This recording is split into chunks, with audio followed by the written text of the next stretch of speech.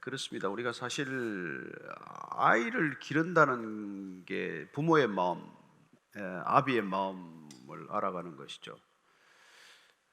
그래서 우리가 얼마나 그 많은 인내심이 필요한가, 이걸 사실 알아가는 것이죠.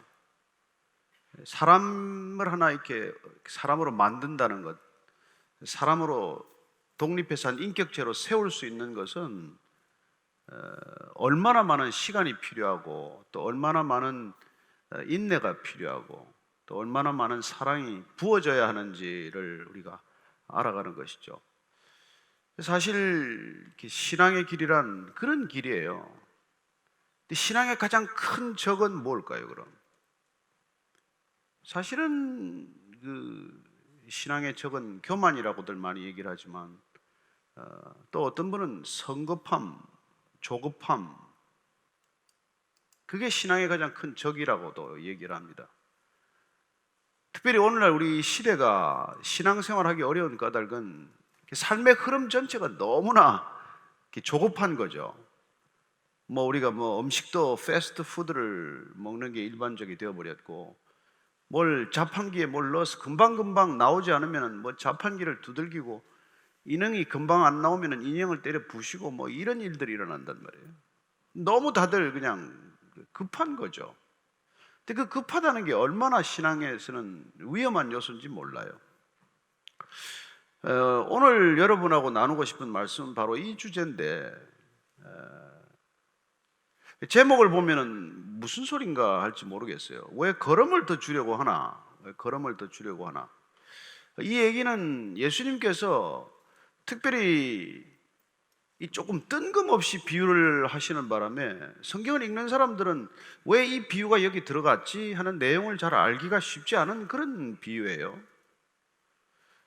그래서 오늘 그 말씀을 한번 여러분들이 찬찬히 읽어보고 제가 그 배경을 조금 설명한 뒤에, 우리의 신앙이란 단숨에 뿌리를 뽑아버리는 삶이 아니라 천천히 걸음을 좀 더 주는 삶이다, 이런 주제로 여러분들과 얘기를 나누려고 합니다. 우리는 이 조급한 본성이나 조급한 마음 때문에 뭘 그냥 뿌리를 단숨에 뽑아버리겠다, 또 내지는 그 사람을 그냥 단칼에 쳐버리겠다, 그냥 없애버리겠다, 이런 마음이 불끈불끈 솟아오르지만, 그러나 우리가 신앙의 삶을 살아간다는 것은 그런 충동적 삶이 아니라, 우리는 시간이 걸리지만 열매를 맺을 때까지 기다리는 삶, 내지는 좀 더 큰 열매를 맺도록 하기 위해서 그 손에 거름을 묻혀가면서 그 거름을 이 과일나무에다 주어야 하는 그런 삶이라는 것이죠. 거름이란 얼마나 이렇게 지저분한 것입니까? 오늘날 거름을 여러분 잘 모르는 사람도 있을 거예요. 옛날에는 우리가 풀을 이렇게 베서 퇴비를 만들고, 또 화장실을 이렇게 포서 말이죠, 그런 거름을 만들었기 때문에 그 도처에 거름 냄새가 났고, 왜 저런 불결한 것들을 가지고 다시 저렇게 거름으로 이렇게 식물들에게 주나, 이런 얘기를 했지만, 사실은 오늘날 그 다 버리는 이렇게 쓰레기처럼 버리는 그 거름더미에 얼마나 많은 생명, 미생물이 있는지 모르잖아요. 어쩌면 그 거름이야말로 부활을 상징하는 걸지도 몰라요. 아무짝에 쓸모없는 것 같은데 그게 오늘날 얼마나 큰 가치를 가졌는지는 누구도 몰랐죠. 그래서 우리는 그 거름더미를 그냥 효과적으로 처리하고 그냥 내 눈앞에 사라지게 하는 것들이 관심이지만, 점점 그런 가치에 눈을 뜨는 사람들은 사실 거름이야말로 우리의 삶을 윤택하게 하는 것, 내지는 우리의 삶을 새롭게 빛낸 것, 내지는 죽은 것만 같은 우리의 삶이 소성케 되는 소중한 어떤 물질이라는 것을 알게 됩니다. 오늘 말씀은 누가복음 13장 말씀인데요, 1절부터 9절까지를 한번 같이 읽겠습니다. 시작.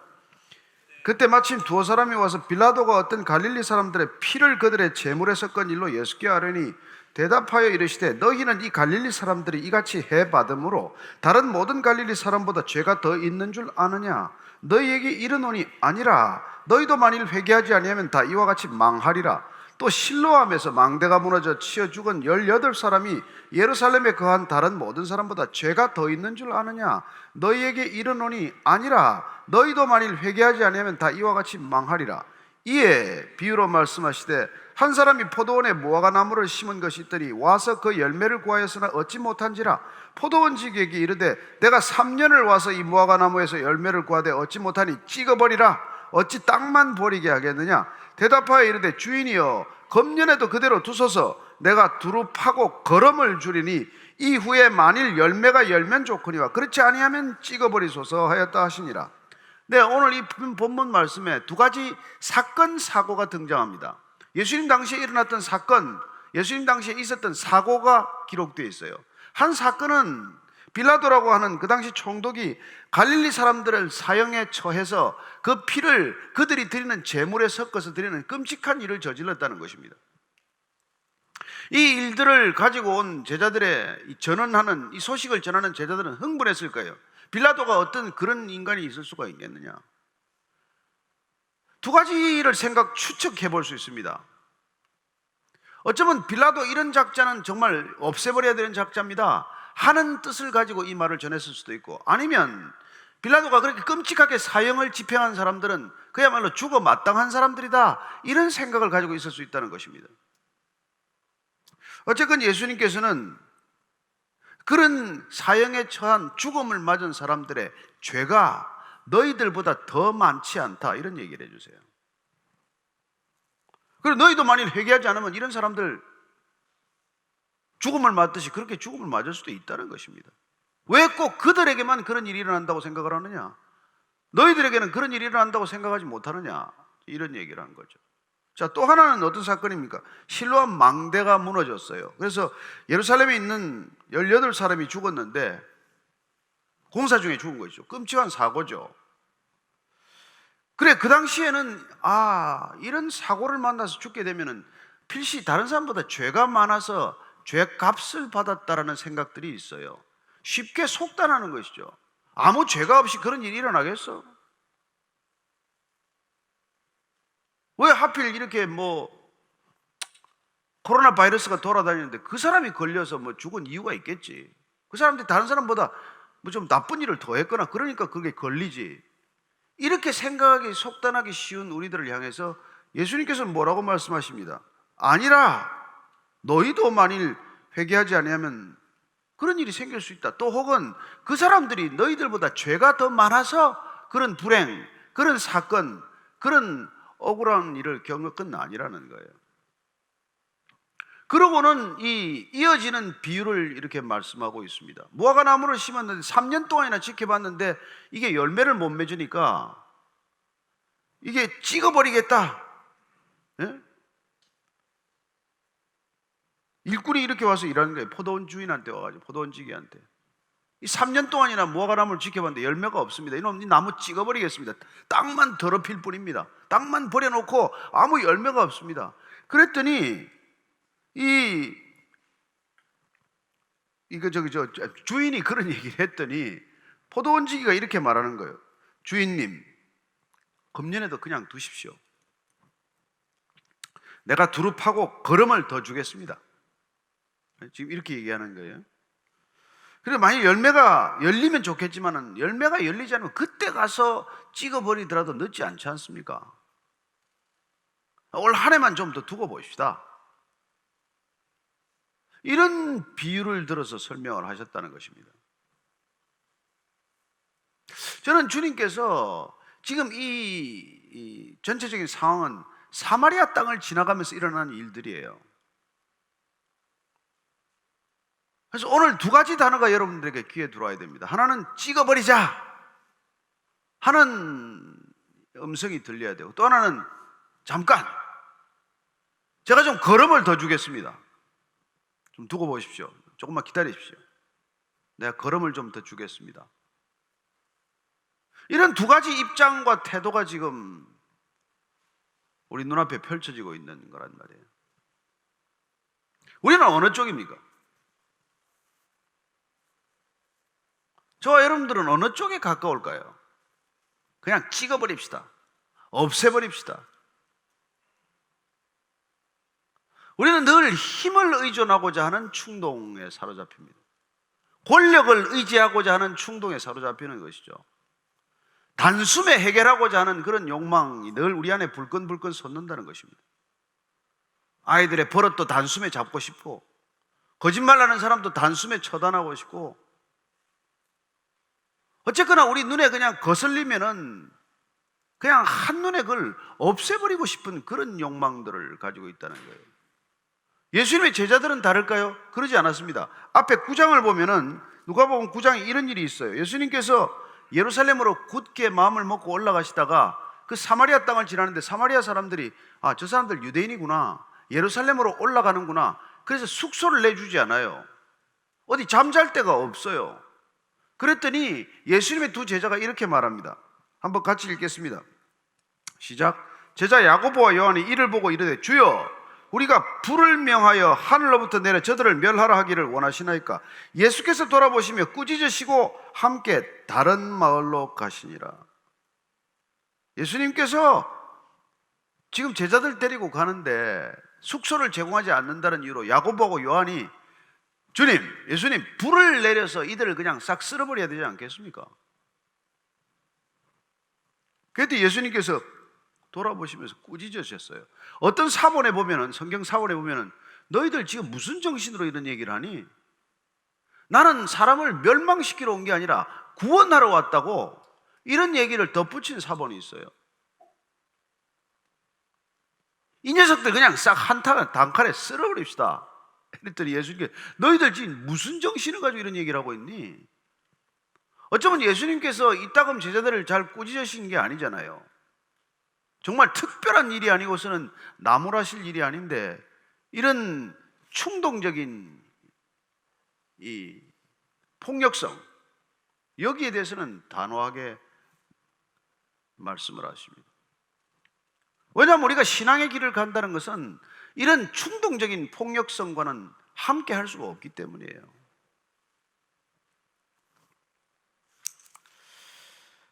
그리고 사마리아 땅 사람들은 사실 슬픈 역사적인 배경이 있어요. 우리가 잘 몰라서 그렇지, 이 사람들이 이렇게까지, 사마리아 사람들이 강팍해진 이유를 우리가 사실 그 역사를 거슬러 올라가면 이해가 좀 되는 사람들이에요.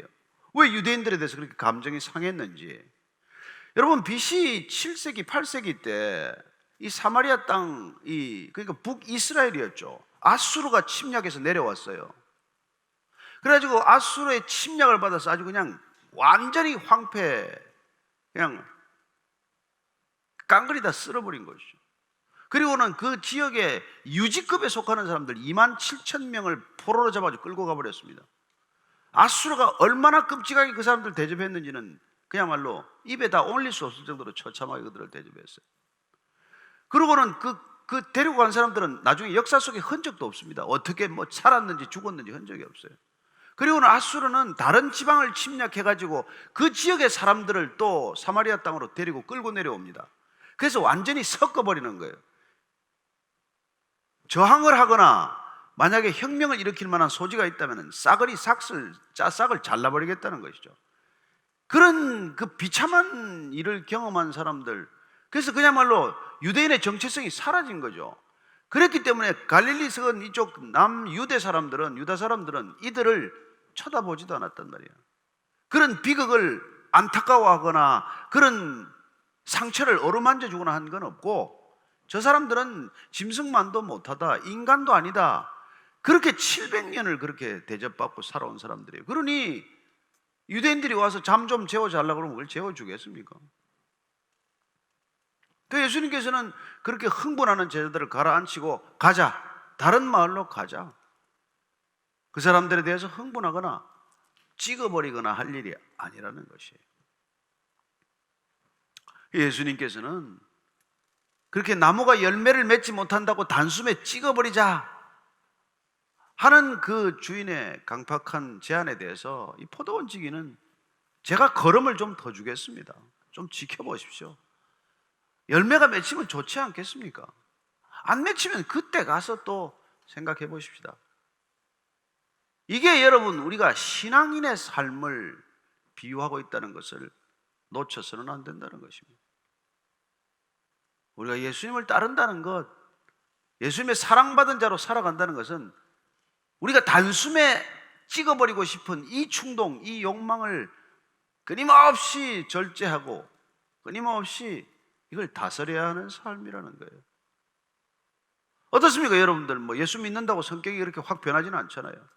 여전히 그냥 우리는 이런 충동적인 상황을 맞닥뜨리게 됩니다. 말도 안 되는 지시를 하는 저런 상사, 주님 저 사람 좀 데려가 버리세요. 안 데려가려면 저를 데려가세요. 이런 기도를 할 일이 아니라는 것이죠. 주님, 제가 저 사람에게 걸음을 좀 더 줘보겠습니다. 내년까지 한번 좀 두고 보시죠. 여러분, 이런 걸음을 더 주는 삶의 가장 표상적인 곳이 가정과 교회라고 하는 것입니다. 교회는 어떤 곳입니까?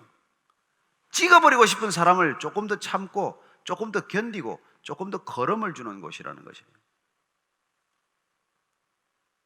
그래서 교회는 효율적인 일을 하기 위한 조직이 아니라는 거예요.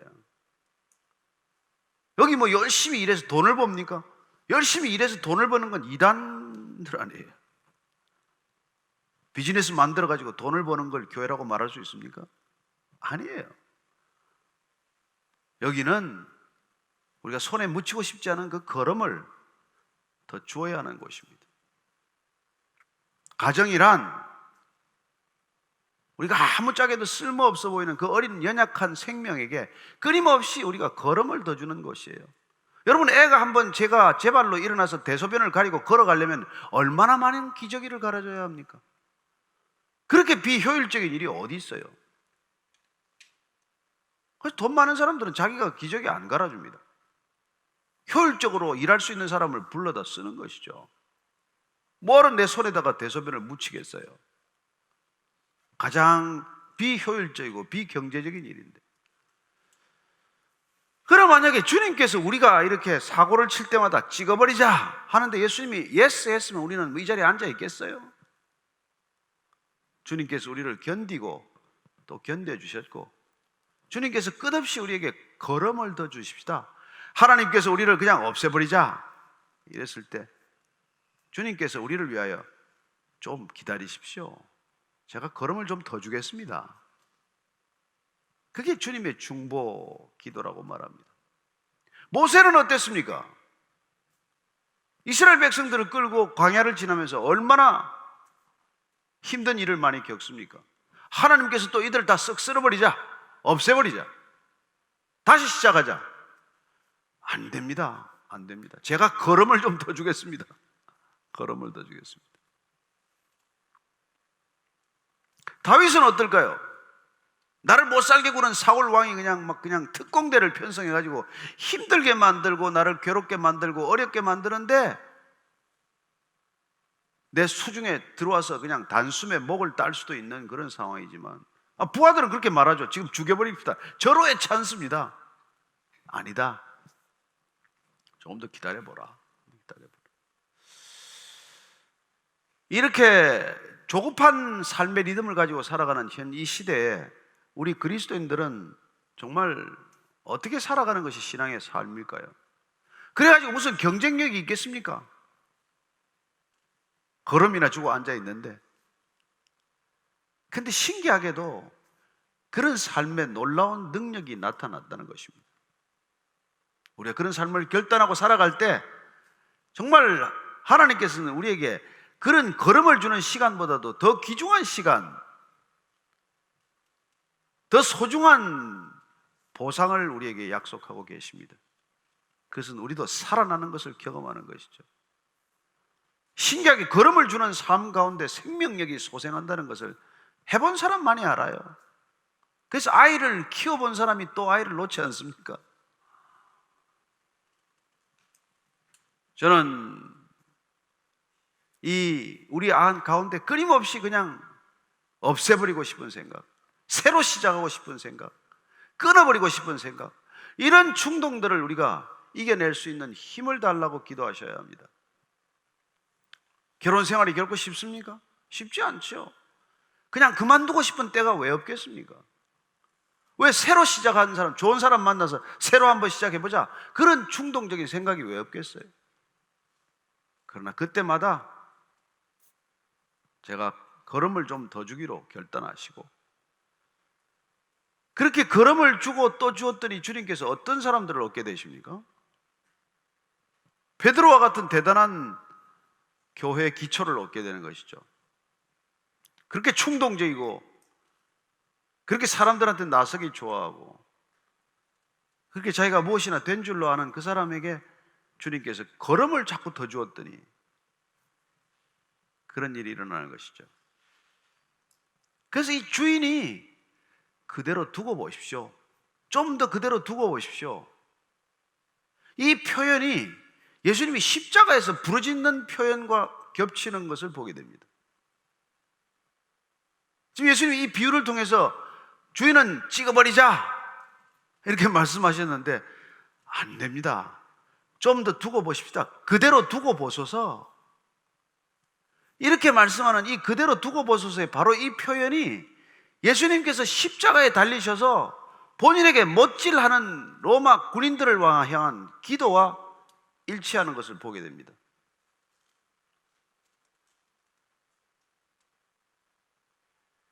예수님께서 이렇게 기도하죠. 주님, 저들을 사하여 주십시오. 저들은 무엇을 하는지 모릅니다. 우리 성경에는, 우리말 성경에는 전부 용서하여 주십시오, 사하여 주십시오라고 번역되어 있지만 그 단어가 신기하게도 이 헬라어 단어가 바로 그대로 두소서 하는 단어와 같은 뜻입니다. 뭐 용서로 번역했다고 뭐 무리한 번역은 아니에요. 그렇지만 용서한다는 게 뭡니까? 그대로 두고 보는 거예요. 그대로 두고 참는 겁니다. 고쳐진다는 보장도 없는 시간들을 기다리는 거예요. 그래서 저와 여러분이 이 자리에 앉아 있는 겁니다. 우리가 뭐 대단해서 이 자리에 앉아 있는 게 아니라 누군가 우리를 그대로 두었기 때문에, 우리를 찍어버리지 않았기 때문에, 우리를 견뎌주었기 때문에, 우리를 참아주었기 때문에 우리가 여기까지 와 있는 거죠. 그걸 깨달은 사람은 어떻습니까? 나를 향하여 찍어버릴 듯 달려드는 사람들에게도 우리는 그대로 두고 보는 놀라운 삶의 모습들을 보이게 되는 것이죠. 이 세상은 온통 돌을 들고 찍어버리자고 난리를 칩니다. 칼을 들고 사방에 서두르고 다닙니다. 아니죠. 총기가 자유화된 곳에서는 총을 가지고 사람들을 제하여버리겠다, 끊어버리겠다, 근절시키겠다, 뿌리를 뽑겠다, 이런 얘기들을 하고 살아가지만, 그러나 인생이 그렇게 단순히 잘라버리고 뽑아버리고 빼버린다고 해서 문제가 근본적으로 해결되는 것은 아니라는 것입니다. 오늘날 우리 정치적, 사회적, 이런 경제적 환경 전체는 모두 다 조급함에 시달리고 있어요. 그렇습니다. 그냥 어디로 가는지도 모르고 질주하고 있는 세상이에요. 목표도 별로 몰라요. 그냥 달려가고 있을 뿐입니다. 그러다가 발에 걸리고 채이고 자기가 가는 목적을 이렇게 거추장스럽다고 생각하는 사람들에 대해서는 그냥 여지없이 소리를 질러대는 것이죠. 저자를 없이 하라, 저자를 없애버려라, 저자를 잘라버려라, 이렇게 고함을 질러대고 살아가지만, 그러나 그렇게 고함 지르는 사람이 그 자리에 서 있는 까닭도 누군가 견뎌주었기 때문이고, 누군가 그를 뽑지 않고 걸음을 더 준 사람이 있다는 것을 잊었기 때문입니다. 따라서 우리는 다 걸음에 빚진 자예요. 우리 모두는 다 걸음에 빚진 자라는 것입니다. 이 걸음의 생각을 하나님께서는 이렇게 표현해주고 계십니다. 그게 이사야서, 구약에 나오는 이사야서의 15장 15절, 30장 15절 말씀입니다. 한번 같이 읽겠습니다. 시작. 주 여호와 이스라엘의 거룩하신 이가 이같이 말씀하시되, 너희가 돌이켜 조용히 있어야 구원을 얻을 것이요 잠잠하고 신뢰하여야 힘을 얻을 것이거늘 너희가 원하지 아니하고. 18절 한 절 더 읽겠습니다. 시작. 그러나 여호와께서 기다리시나니 이는 너희에게 은혜를 베풀려 하시며 일어나시리니 이는 너희를 긍휼히 여기려 하심이라. 대저 여호와는 정의의 하나님이시라. 그를 기다리는 자마다 복이 있도다. 그를 기다리는 자, 하나님은 우리를 기다려 주셨습니다. 우리도 하나님을 기다리는 것이 복이라고 말합니다. 성급하게 서두르지 않는 것, 빨리 일을 처리하겠다고 서둘러 대지 않는 것. 이 상황은 이사야가 아수르가 침략할 때 애굽에 달려가서 지금 협조를 받아야 된다는 상황이에요. 그러나 하나님께서는 이렇게 말씀하십니다. 너희가 애굽에 가서 병마를 많이 가지고 온다고 구원받는 것이 아니라 잠잠히 너희들이 돌이켜 조용히 있어야 구원을 받는다고 말합니다. 잠잠하고 하나님을 신뢰해야 힘을 얻는다고 말합니다. 그렇습니다. 이 힘을 얻고 우리는 누군가를 견딜 힘, 누군가를 참아주는 힘, 누군가를 이렇게 세우는 힘, 누군가를 새롭게 하나님께로 인도하는, 돌이키는 그런 능력을 얻게 된다는 것이죠. 예수님께서 저와 여러분을 참아주셨다는 것을 기억하십시오. 우리를 견뎌주셨다는 것을 기억하십시오. 해마다 우리를 찍어버리지 않고 걸음을 주셨다는 것을 기억하십시오. 따라서 우리는 그 걸음의 놀라운 가치, 부활 생명의 가치를 다 빚진 자들입니다. 따라서 우리는 이 빚진 인생이 빚 갚아가는 것을 하나의 즐거움으로 알며 살아가게 되기를 바랍니다. 누군가에게 걸음을 주겠다고 결심하십시오. 그 걸음을 주기 위해서는 여러분들 손에 걸음을 묻히게 될 것입니다. 냄새나고 지저분하고 때로는 가까이 하고 싶지 않지만, 그러나 그 사람을 살리기 위해서 내가 그런 모습이 되어야 한다는 것, 그게 우리가 믿음의 삶을 선택한 이유예요.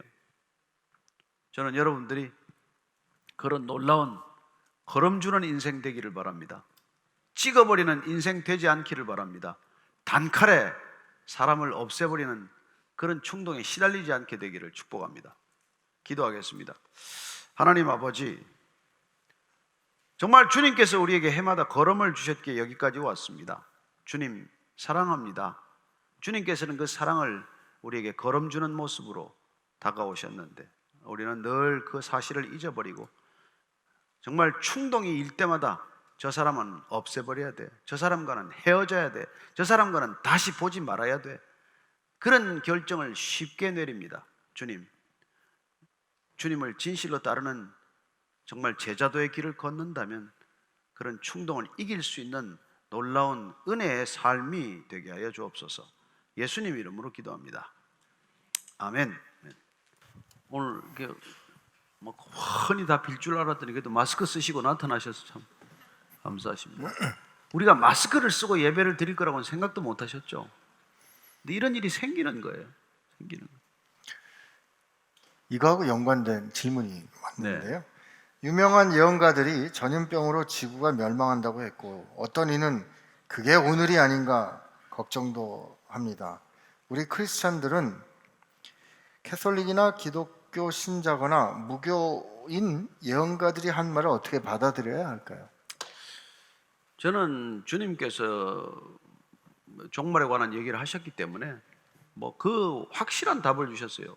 마지막 종말의 시와 때에 관한 것, 그 정확한 시점은 그건 하나님 아버지만 아시는 일이다. 그래서 그걸 너무 신경 쓰지 말라는 거예요. 예. 우리에게는 주어진 시간을 살아내야 할 의무와 책무가 있는 것이고, 이 삶이 정말 마지막 종말에 내일이 온다고 하더라도 오늘 어떻게 사느냐에 관심을 가져야 하는 것이죠. 왜냐하면 어떤 형태로건 다가올 죽음과 종말 이후의 삶이 이미 우리는 정리가 되어 있기 때문에 그런 것이죠. 네. 우리는 사후 대책이 다 마련되어 있는 사람 아닙니까? 사람들은 노후 대책만 급급하기 때문에 사후 대책이 없기 때문에 종말에 관심이 많아요. 그래서 종말에 대한 이단에 늘 끌려다니지만 저희들은 그렇지 않습니다. 저희들은 이 문을 밖으로 나가다가 바로 영혼으로 걸어갈 수도 있는 사람들이지만 그 영혼의 시간을 이미 살기 때문에 그 종말론적 두려움에서 풀려난 사람들이에요. 그런 뜻에서 연속되는 질문을 드리겠습니다. 저는 정말 하루빨리 천국에 가고 싶거든요. 이게 제가 그렇다는 게 아니고 이제. 그래서 주위 크리스천들에게 나는 이 세상에서 단 하루도 더 살고 싶지가 않고 정말 빨리 천국에 가고 싶다, 이런 말 하면 다들 안타까워하고 슬퍼해요. 다들 왜 이 악독하고 힘든 세상에서 더 살고 싶어 하는 걸까요? 하루라도 세상에서 덜 사는 게 사람에게 더 좋은 일 아닌가요? 근데 사도 바울이 그 때문에 그런 얘기를 하죠. 내가 이 땅에 뭐 떠나는 게 훨씬 나로서는 유익하다. 그렇지만은 내가 하루라도 더 머무르는 까닭은 주님께서 내게 주신 미션, 소명이 있기 때문에 사는 거죠. 나를 위한 것이라면 지금이라도 떠나는 게 유익하지만 훨씬 좋지만, 그러나 놀랍게도 주님께서 우리에게 메시지를 맡겨 주셔서 그걸 전하라 하는 소명을 받은 사람들이에요. 따라서 크리스찬이 된다는 것은 여러분 더 이상 사적인 삶에 매이지 않고 공적인 삶으로 내 삶이 바뀌었다는 것을 뜻하는 거예요. 돈을 벌어도 이제 나를 위해 버는 게 아니에요. 정말 내가 아프리카에 있는 애들 더 돕기 위해서 돈을 벌 수 있죠. 그렇지 않습니까?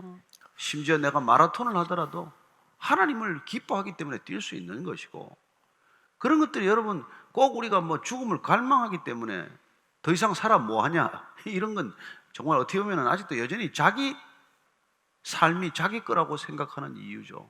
여러분 생명 내 겁니까? 아니에요.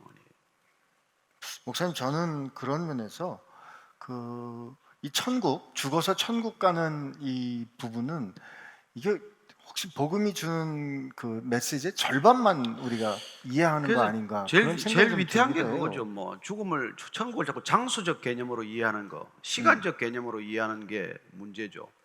천국은 어느 시간, 어느 장소에 있는 개념이 아니라 하나님으로 인정하는 사람들 그 안에 중심에 있다는 거 아니에요? 그래서 천국은 여기 있다 저기 있다고도 못할 것이요 너희 가운데 있느니라 할 때 우리 안에 있기도 하고 우리 사이에 있기도 하고, 이 개념이 하나님의 통치 개념이에요. 하나님이 다스림을 받는 게 그게 곧 영원이고 천국이라고 하는 것입니다. 그걸 예수님께서 이 땅에 끌고 내려오셨어요. 우리가 갈 수 있는 천국이 아니기 때문에. 여러분 우리가 어디를 가요? 그래서 그걸 가지고 내려오셔서 우리 안에 오셔서 우리 중심에다가 장막을 치시고 우리 안에다가 천국을 펴신 것 아니에요. 따라서 그분께서 이렇게 말씀하십니다. 영생이란 하나님과 그의 보내신 자 예수 그리스도를 아는 것이다 라고 말씀하는 것이죠. 그리스도를 아는 것, 메시아를 아는 것, 하나님을 하나님으로 인정하는 것, 그게 우리는 이미 영원한 생명으로 이렇게 걸어가고 있는 사인이란 말이에요. 죽어서 천국 간다. 죽어서 갈지 안 갈지 어떻게 알아요? 여기서 천국을 못 누리면 못 갑니다. 제가 맨날 그러잖아요. 신데렐라 이후에 어떻게 되는지 잘 모르잖아요. 가서 몇 년 살지 못하고 이혼 당했다는 거예요. 아, 그래요? 신데렐라가. 왜냐하면 이게 그런 준비가 덜 돼가지고 시어머니 등살에 견딜 수도 없고 아. 그 왕실의 복잡한 법도를 이길 길이 없어서 그냥 나는 내 살던 곳으로 가겠다, 이런 농담이 있을 정도로. 따라서 이 땅에서 천국을 누리지 못한 사람이 어떻게 천국을 가요? 여기서 날마다 천국을 누리는 게 어디 가는 것보다 더 중요하잖아요. 우리가 지금 이 순간 천국을 누리지 못하면 어디 가서 누리겠다는 건데. 제가 그래서 제일 답답한 게 그래요. 여기서 기도가 안 돼서 어디 딴 데로 간대요. 거기 가도 기도 잘 안 됩니다. 저는 여러분 여기 이 자리가 주님이 함께 하시는 자리인 줄 믿으시기 바랍니다. 아멘. 여기 계십니다. 함께 계십니다. 천국의 개념을 목사님 말씀하신 이 생각 가지고 우리 정체성하고 연관져서 생각해 볼 필요가 있을 것 같아요. 하나님을 아버지로 부르는 하나님 백성이 됐다면, 나는 지금 하나님을 아버지로 부르고 그 자녀로서의 삶을 지금 내가 사는 거는 내가 지금 그분과 더불어 천국의 삶을 미리 맛보아 아는 삶이어야 되는 거거든요.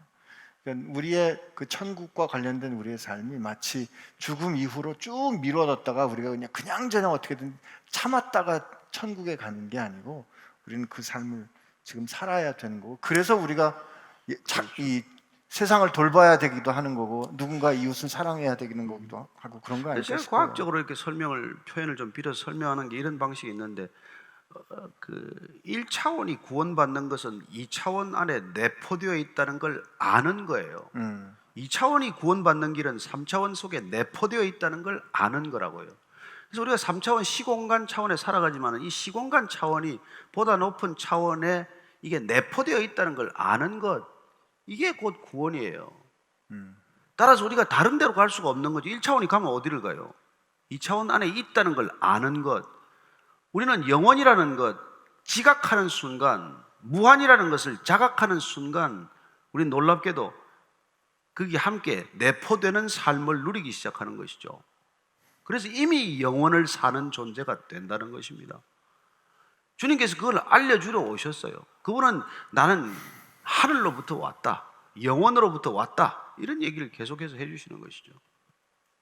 우리의 눈을 열어 알게 하시는 것입니다. 비늘을 벗겨주는 거예요. 시간과 공간에 사로잡혀 살아가는 우리의 눈을 뜨게 하는 것, 놀랍지 않아요? 네. 네. 목사님, 그 사이에 좀 안타까운 사연이 왔어요. 작은 슈퍼마켓을 하고 있는데 권사 장로인 부부께서 제 가게 바로 옆에 2배로 큰 슈퍼를 오픈했습니다. 원래 타 지역에서 슈퍼를 하고 있었죠. 그쪽은 더 싸고 물품도 많고 배달까지 합니다. 나에게 와서 장사가 잘 안 되는 건 내가 섬기지 않아서이다. 주변에 심고 뿌려야 하나님이 재물을 주신다라고 합니다. 내 가게 앞에서 전도도 하고 너희 가정을 위해서 기도한다 할 때마다 속이 상합니다. 문 닫을 정도로 손님이 줄었는데 계속 참고 있어야 하나요? 유유. 참 유연해 정말. 그 일본의 그 여류 작가 누구죠? 그 설국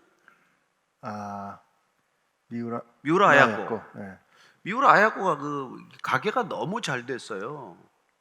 그러다가 너무 가게가 잘 되니까 막 옆에 사람들 가게 나가는 손님들이 다 오니까 가게 문을 닫았어요. 내 가게가 하나 너무 잘 되는 게 좋은 게 아니라 이 가게로 몰려오는 손님들 때문에 이웃 가게들이 안 되기 때문에 그는 가게 문을 닫았어요. 여러분, 일본에는 그런 그리스도인이 있습니다. 예, 빙점 썼나요? 참 설국이 아니라 빙점인가요? 네. 예, 그래서 그때 우리가 그 미우라 아야코 집에도 가보고 그렇게 했었는데 참 놀랍죠. 그런 결정이라는 것 자체가. 여러분, 그게 진정한 그리스도인의 결정이죠. 장사 안 되는 집에 옆에까지도 와가지고 가게를 열고 뭐 그렇게 하는 것, 뭐 그분을 비난하려고 하는 것은 아니라 정말 뭐 어떨지 모르죠. 그래서 제발 그럴 때는 내가 장로다 권사다 이런 얘기는 좀 안 했으면 좋을 것 같아요. 예, 그냥 장사 열심히 하면 되지 뭐. 그건 할 수 있어요. 뭐 자본주의 시대에서 누가 막겠어요. 그러나 내가 장로기 때문에 내 옆에 와서 너를 위해 기도한다. 가게를 망하더라도 네가 전도 안 해서 그렇다. 이런 얘기는 그래요. 그런 건 좀 해서 안 될 얘기 아닌가 그런 거죠. 저는 정말 그리스도인들이 좀 더 깊어져야 하는 것도 이 시대 과제 중에 하나다 그런 생각을 합니다. 내가 할 수 있고 해도 괜찮고 법적으로 아무 문제가 없음에도 그렇죠. 불구하고 누군가 때문에 할 수 있는 걸 안 할 수 있는 그래서 그런 우리는 절제가 자꾸 이제 이렇게 어린 신앙은 할 수 있을 때 맥시멈으로 하라고 주장하는 신앙처럼 비치지만은 성숙이란 뭐예요? 할 수 있는데 안 하는 거 아닙니까?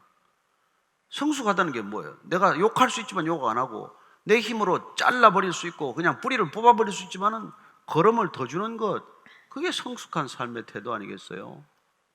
그래서 그리스도인이란 어떤 사람일까요?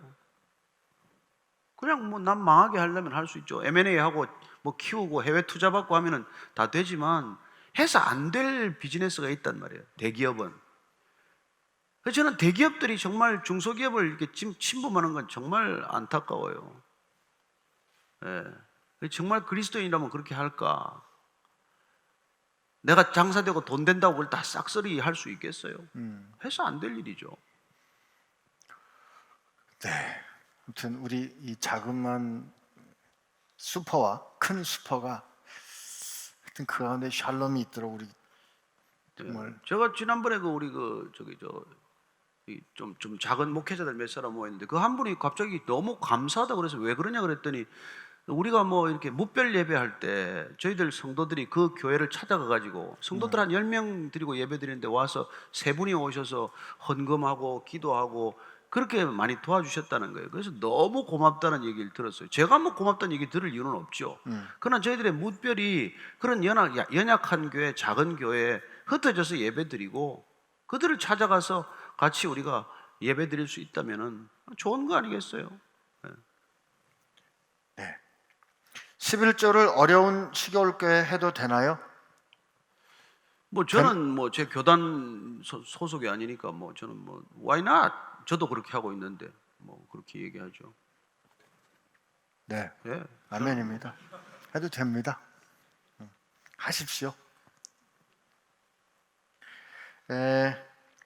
걸음하고 관련된 질문이 왔길래 네. 저는 회사에서 인사권을 갖고 있는 관리자입니다.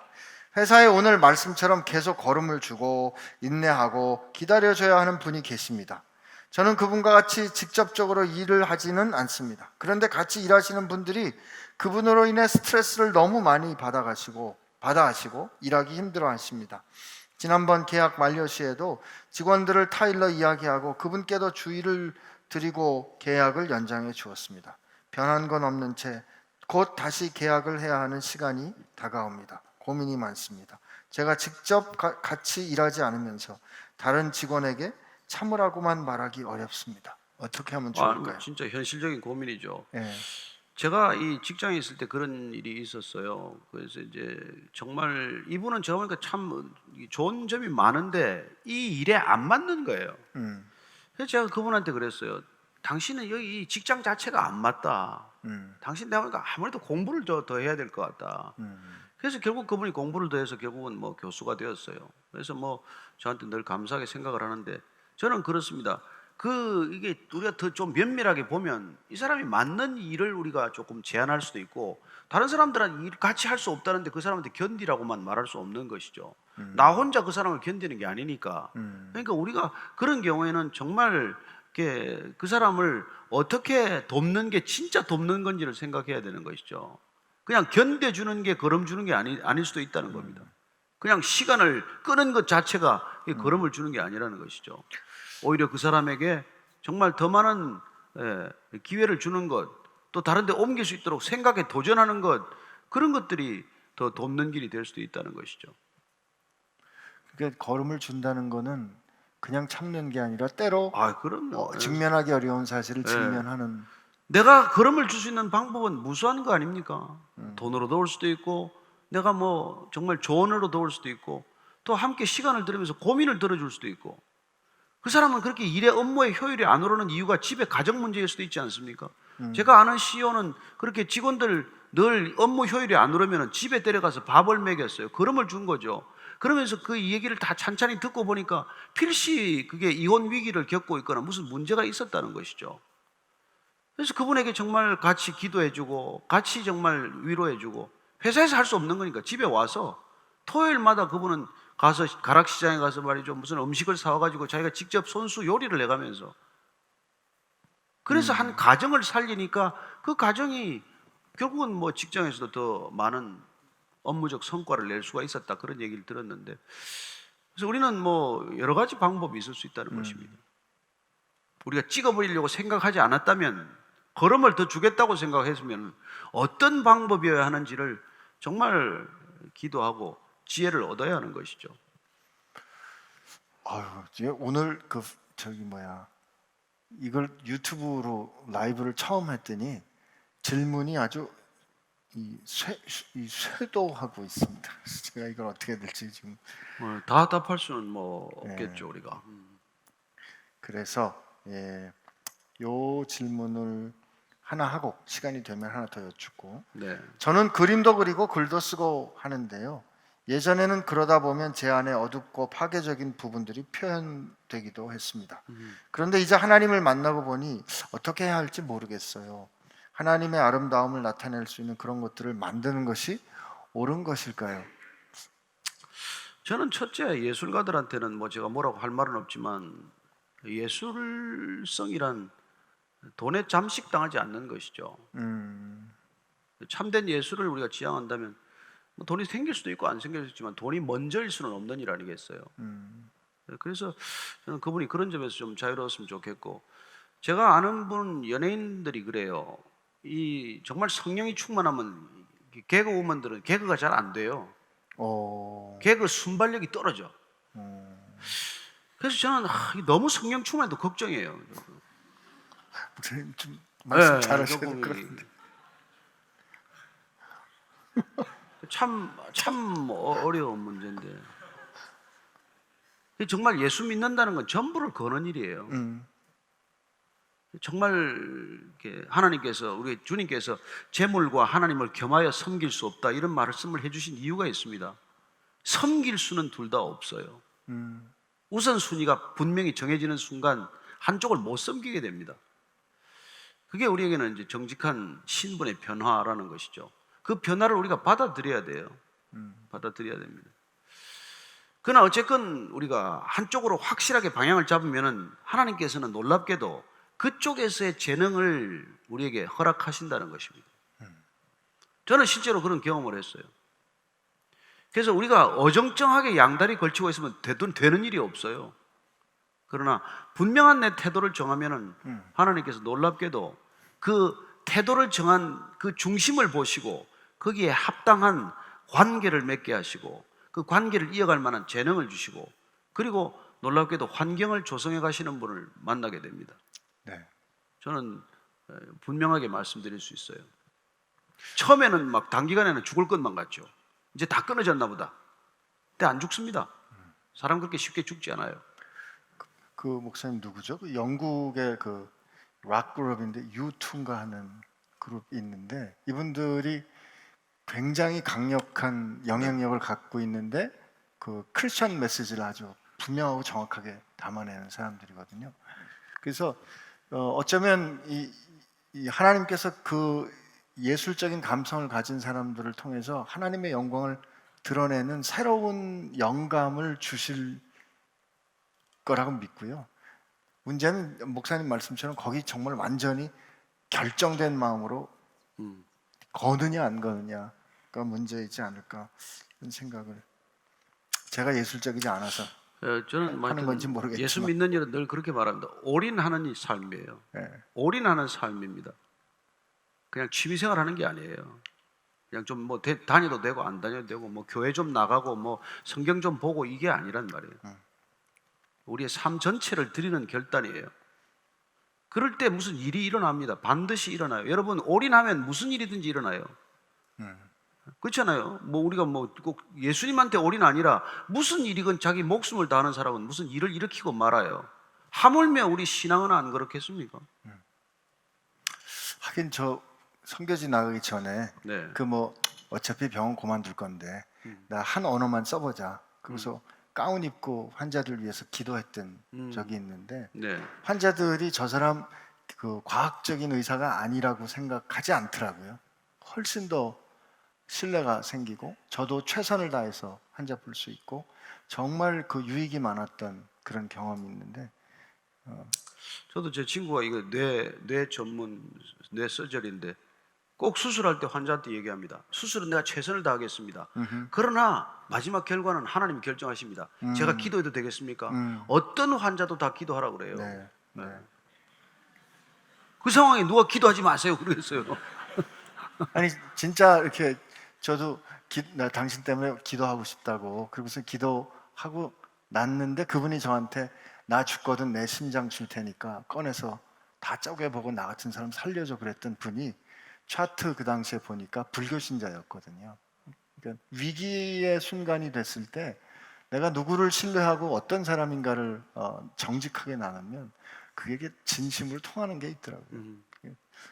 결정적인 순간에 네. 진짜 힘 있는 분을 네, 의지하는 게 필요할 것 같습니다. 네. 오늘은 여기까지 질문을 네. 드리면 될 것 같습니다. 네. 아까 그 슈퍼마켓의 형제는 친형이랍니다. 죄송합니다. 형제간의 의를 끊어놔.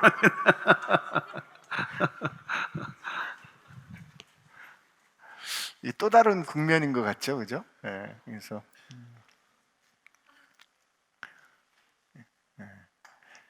우리가 하여튼 전도는 말로 하는 것보다 우리 삶으로 하는 것 같고요. 정말 그러다가 꼭 필요할 때 말할 수 있는 그런 삶이기를 바랍니다. 우리 같이 하나님 앞에 기도하겠습니다. 하나님, 우리 살다 보면 참 못 참을 때가 많이 있습니다. 제 자신에게 참기 어려울 때도 있고요. 또 저와 함께 살아가는 우리 주변의 사람들을 못 참을 때도 있습니다. 그래서 왈칵하기도 하고 발악하고 화를 내기도 하고 또 이거밖에 안 되나 하며 좌절하기도 합니다. 그러나 하나님, 창세전부터 우리를 아시고 우리가 하나님을 알아 고백하기까지 끝까지 기다려 주신 우리 주님 기억하는 저희들 되게 하여 주옵시고, 이렇게 부족한 우리들을 빚어 깨끗하게 하시어 많은 열매를 맺는 사람으로 빚어가시는 주님의 손길을 기억하는 저희들 되게 하여 주옵소서. 우리가 그렇게 빚어지듯이 우리를 통하여 만나는 누군가가 그렇게 아름답게 빚어지는 역사가 금년 한 해를 통하여 일어나게 하여 주옵시고, 특별히 요즘 이 시대가 서로를 향해서 자꾸 염려의 눈초리로 바라보고 의심해야 하고 나 자신을 어떻게 보호해야 하나 하는 그런 일들 가운데 있는데, 하나님, 우리 가운데 치유와 회복과 함께 평화를 이루어가는 은혜를 허락하여 주옵시고, 그 일을 이루는데 우리 예수 믿는 사람들이 통로되기를 소원하오니 주님, 그런 능력을 우리에게 허락하여 주옵소서. 이제는 우리를 하나님의 사람으로 삼으시어 그 생명을 주신 예수님의 은혜와 우리를 깨끗하게 하시어 우리로 하여금 열매를 많이 맺도록 이끌어 주시는 하나님 아버지의 사랑하심과 우리의 삶 가운데 말씀으로 걸음을 주시고 은혜로 비를 내려 주시어서 우리로 열매 맺도록 역사하시는 성령님의 역사하심이 이제 누군가에게 또 그렇게 인내를 나누며 누군가의 삶을 풍성해지도록 돕는 그런 은혜의 삶을 살기로 소망하는, 또 결정하는 사랑하는 지체들 가운데 함께 하시기를 주의 이름으로 축원하옵나이다. 아멘.